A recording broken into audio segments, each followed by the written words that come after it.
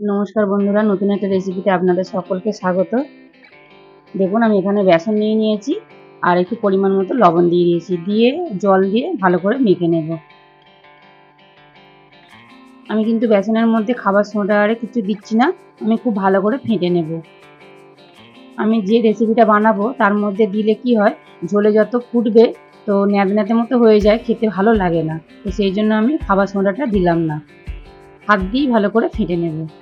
তো দেখুন বন্ধুরা, ঠিক ব্যাটারটা ঠিক এইরকম হয়েছে আর আমি হাত দিয়ে ভালো করে ফেটে নিয়েছি। চলুন এবার গ্যাসের কাছে গিয়ে রেসিপিটা শুরু করি। দেখুন বন্ধুরা, আমি একটা কড়াই বসিয়ে দিয়েছি, তারপরে রিফাইন্ড অয়েল দিয়ে দিচ্ছি, দিয়ে কড়ার গায়ে ভালো করে লাগিয়ে দিচ্ছি তেলটা। এবার আমি ছোট ছোট বড়ার আকারে ভেজে নেব।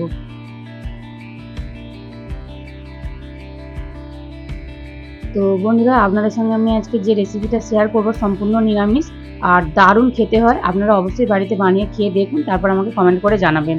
এত সুন্দর খেতে হয়, হ্যাঁ খুব সুন্দর হয় খেতে, অসাধারণ।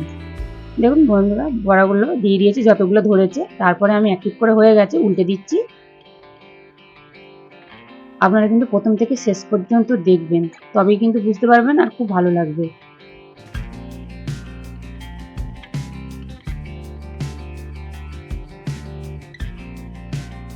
তো দেখুন বন্ধুরা, সব বড়াগুলো এক এক করে উল্টে দিয়েছি আর দেখুন উল্টে পাল্টে লাল লাল করে বেশ ভালো করে ভেজে নিয়েছি বড়াগুলো।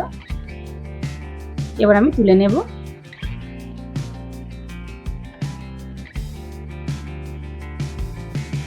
তো বন্ধুরা, অনেকটা তেল ছিল, সেই জন্য তেলটা আমি একটু কমিয়ে নিয়েছি আর আমি আজকে রান্নাটা রিফাইন্ড অয়েলেই করব। তো ঢেঁড়সগুলো দেখুন বন্ধুরা, গোটা গোটা রেখেছি, একটু করে মাঝখান থেকে কেটে দিয়েছি, তাহলে পোকা আছে কি বুঝতে পারবো। তারপরে হলুদ আর লবণ মাখিয়ে ঢেঁড়সগুলো ভেজে নিচ্ছি। তো দেখুন বন্ধুরা, উল্টে পাল্টে একটু ভেজে নিয়েছি, এবার আমি তুলে নিচ্ছি। তো আপনারা তো ঢেঁড়সের অনেক রকম রেসিপি করে খেয়ে দেখেছেন, একবার এইভাবে রেসিপি করে খেয়ে দেখুন না, দারুণ লাগে। তারপর বন্ধুরা, কড়াইয়ে তেলটা আরেকটু দিয়ে দিচ্ছি, দিয়ে এবার দেখুন আলুগুলো আমি ঠিক এরকম লম্বা লম্বা করে একটু পাতলা করে কেটে নিয়েছি। তারপরে একটু লবণ আর হলুদ দিয়ে ভেজে নেব। একটু লবণ দিয়ে দিচ্ছি আর একটু হলুদ গুঁড়ো দেবো।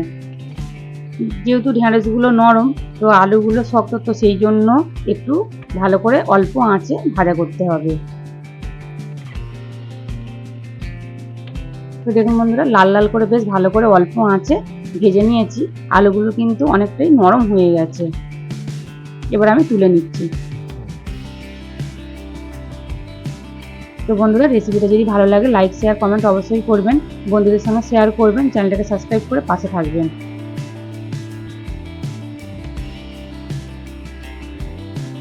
তো দেখুন আলুগুলো তোলা হয়ে গেছে, তো যা তেল আছে আমি আরেকটু দিচ্ছি, দিয়ে একটু ফোড়নে কালো জিরে দেবো।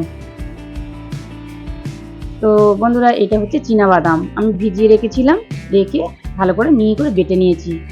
নিয়ে একটুখানি জল দিলাম, ধুয়ে বাটিটা ধুয়ে, দিয়ে একটু ভাজা ভাজা করে নেব, যেহেতু বাদামের কাঁচা গন্ধ। তো দেখুন বন্ধুরা, ভাজা ভাজা হয়ে গেছে, তারপরে আমি আদা জিরে আর একটু ধনে একসাথে বেটে নিয়েছি, তো সেটাই দিয়ে দিলাম, দিয়ে মশলাটা খুব ভালো করে একটু নাড়াচাড়া করে ভাজা ভাজা করে নেব।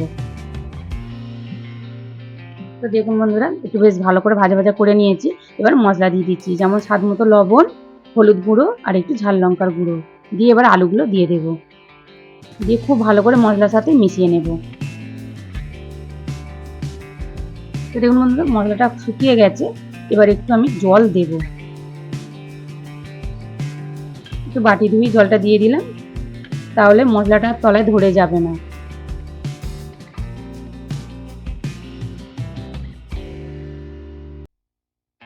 তো দেখুন বন্ধুরা, কত সুন্দর তেল ছেড়ে দিয়েছে আর আলুগুলোও কিন্তু আরও ভালো সিদ্ধ হয়ে যাচ্ছে। আলুগুলো যত ভালো সিদ্ধ হবে, তাহলে রান্নাটা কিন্তু খুব ভালো হবে, তাহলে ঢেঁড়সগুলো আর গলে যাবে না। এবার জল দিয়ে দিয়েছি পরিমাণ মতো,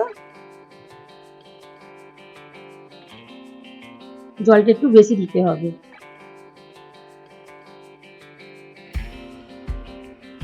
তো দেখুন বন্ধুরা, ঝোলটা খুব ভালো করে ফুটে গেছে, এবার যে ঢেঁড়সগুলো ভেজে রেখেছিলাম তো সেইগুলো দিয়ে দিচ্ছি, দিয়ে একটু ভালো করে নাড়ি চাড়িয়ে দিচ্ছি। তো দেখুন বন্ধুরা, নাড়ি চাড়িয়ে এবার একটা থালা ঢাকা দিয়ে দেবো। দিয়ে 2 মিনিটের মতো রান্না করে নেব। তো 2 মিনিট হয়ে গেছে, ফিরে এসেছি। এবার ঢাকা চাপাটা খুলে নিয়েছি। তো দেখুন বন্ধুরা, খুব ভালোভাবে ঢেঁড়স আলু খুব ভালো, আলুগুলো পুরো গলে গেছে আর ঢেঁড়সগুলো খুব ভালোভাবে সিদ্ধ হয়ে গেছে। তো জলটা অনেকটাই আছে। তো এবার আমি যে বড়াগুলো ভেজে রেখেছিলাম সেই বড়াগুলো দেব। বড়াগুলো একটু ঝোল থাকতে থাকতে দিতে হবে, তার কারণ বড়াগুলো ঝোলটা টেনে নেবে আর ভালোভাবে সিদ্ধ হয়ে যাবে। বড়াগুলো দিয়ে দিয়েছি। এবার আমি একটু ভালো করে ফুটিয়ে নেব।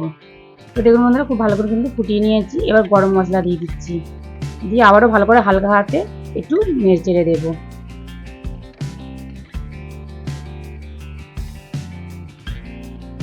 আর একটু ফুটিয়ে নেব, যেহেতু বড়াগুলো দিয়েছি।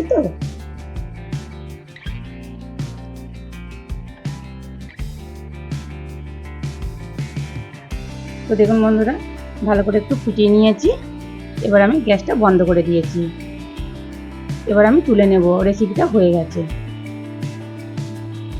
অসাধারণ লাগে বন্ধুরা, আপনারা অবশ্যই বাড়িতে একবার বানিয়ে খেয়ে দেখুন, খুব ভালো লাগে। পুরো সম্পূর্ণ নিরামিষ। এবার তুলে নিয়েছি। তো দেখুন বন্ধুরা, কত সুন্দর দেখতে লাগছে, দারুণ লাগছে দেখতে, খেতেও কিন্তু অসাধারণ হয়েছিল।